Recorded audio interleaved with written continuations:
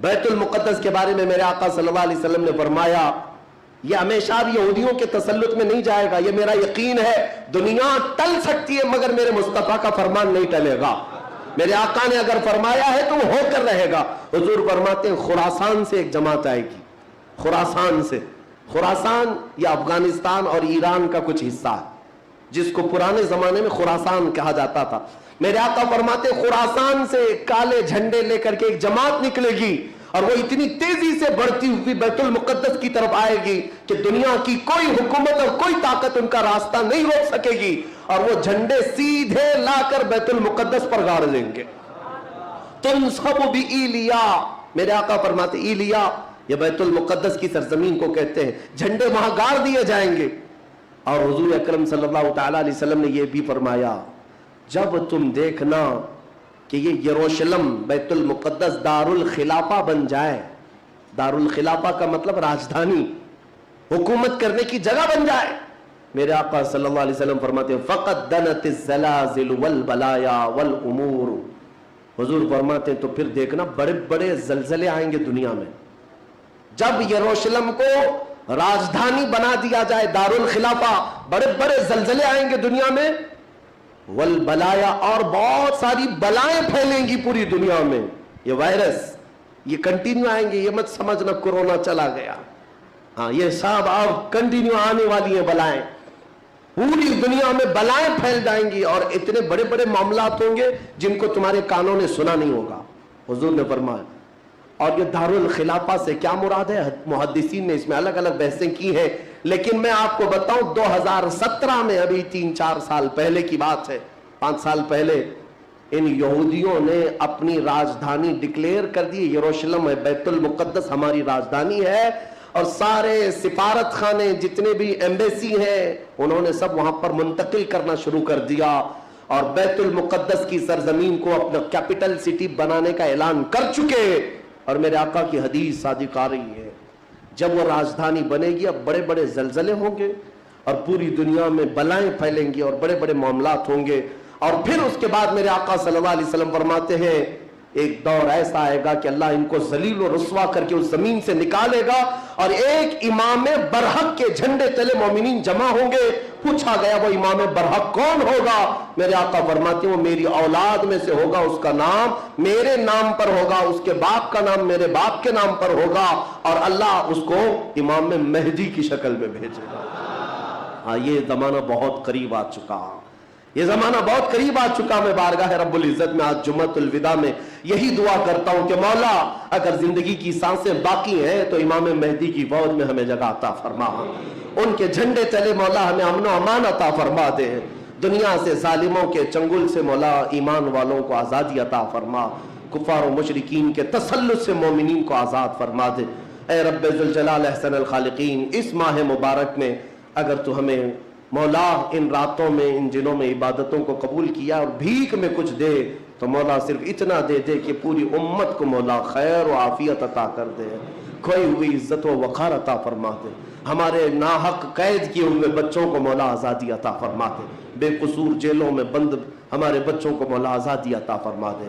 1914 سے 1918 کے بیچ میں فرسٹ ورلڈ وار ہوئی، دنیا کی سب سے بڑی جنگ، پہلی جنگ عظیم، جس میں ترکیوں نے جرمنی کا ساتھ دیا اور ہار گئے، برطانیہ انگلینڈ کے مقابل میں۔ تو ہارنے کی وجہ سے ہوا یہ کہ ترکی کی ساری خلافت ختم ہو گئی، خلافت عثمانیہ کے ٹکڑے ٹکڑے ہو گئے، 50 ملکوں پر ان کی اکیلی حکومت تھی، سب ٹکڑے ہو گئے، ترکی کو سب ختم کر دیا گیا، خلافت ختم کر دی گئی۔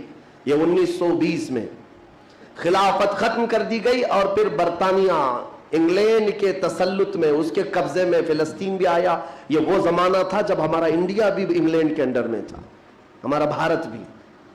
برطانیہ ہر ملک فتح کرتے ہوئے اپنے اندر لیتے جا رہے تھے، یہ انگریزوں کی عادت تھی، تو فلسطین بھی ان کے انڈر میں تھا۔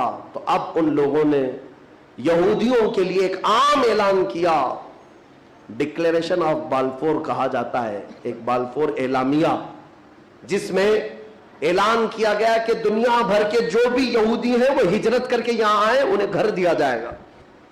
1921 سے پھر فلسطین میں ایک چھوٹی سی بستی میں ان کو بسایا گیا. 4000 لوگ پہلے آئے, 4000 لوگ آئے. پھر یہ ہجرت کا سلسلہ چلتا رہا یہاں تک کہ 1947 میں ان کی آبادی 36 لاکھ کے قریب ہو گئی. 30-35 لاکھ سے بڑھ کر کے آگے بڑھ گئے. اور اس کے بعد پھر 1948 میں ان ظالموں نے اقوام متحدہ UN کی مدد سے یہ اعلان کر دیا پوری دنیا میں کہ اب یہ فلسطین نہیں ہے, اس کا آدھا حصہ اسرائیل ہے, یہ ہمارا ملک ہے. بات در حقیقت یہ تھی کہ UN میں اقوام متحدہ میں یہ بل پاس ہوا تھا کہ یہودیوں کو بھی رہنے دیا جائے, مسلمانوں کو بھی. اس فلسطین کے 2 ٹکڑے کیے جائیں گے, ایک مسلمان فلسطین بنائیں گے اور ایک یہودی اسرائیل بنائیں گے. آج بھی یہ اقوام متحدہ UN کا یہ بل آج بھی موجود ہے. اقوام متحدہ سے یہ بل پاس ہوا, یہودی تو مان گئے لیکن پورے عرب کے مسلمان اس کے خلاف تھے کہ عربوں کے بیچوں بیچ ایک یہودی ریاست کیسے قائم ہو سکتی ہے, یہ ہمارا مقدس معاملہ ہے, مقدس سرزمین سے ہمارا تعلق ہے. احتجاج کرتے رہے لیکن ان یہودیوں نے مال کے ذریعے, عورتوں کے ذریعے سارے عرب ملکوں کے جو بادشاہ تھے ان تک اپنا تسلط جما لیا. کئی ایسے عرب بادشاہ ہیں جن کی بیویاں یہودی ہیں, ان کے گھروں تک یہ پہنچ گئے اور ان کو ایسا نیوٹرل کر دیا کہ اب وہ فلسطین کے بارے میں بات نہ کریں.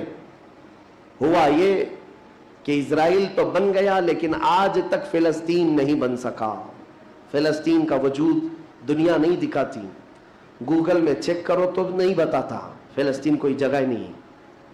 میرے عزیزوں, ہر 10-10 سال پر یہ زمین کو ہڑپتے آج پورا وہ ارض مقدس جس کو فلسطین کہا جاتا ہے 90% یہودیوں کے قبضے میں آ گیا. اقوام متحدہ سے یہ بھی بل پاس ہوا تھا کہ آدھا کر لیا جائے, اسرائیل ایک ریاست, فلسطین ایک ریاست, لیکن بیت المقدس جو ہے, مسجد اقصی, وہ دونوں کے اندر میں نہیں رہے گی, یہ اقوام متحدہ کے اندر میں, یہ خود مختار رہے. کیونکہ یہاں یہودیوں کا بھی تعلق ہے, عیسائیوں کا بھی ہے, مسلمانوں کا ہے, سب کو یہاں آنا جانے کی اجازت رہے گی, کسی کے انڈر میں نہیں رہے گا.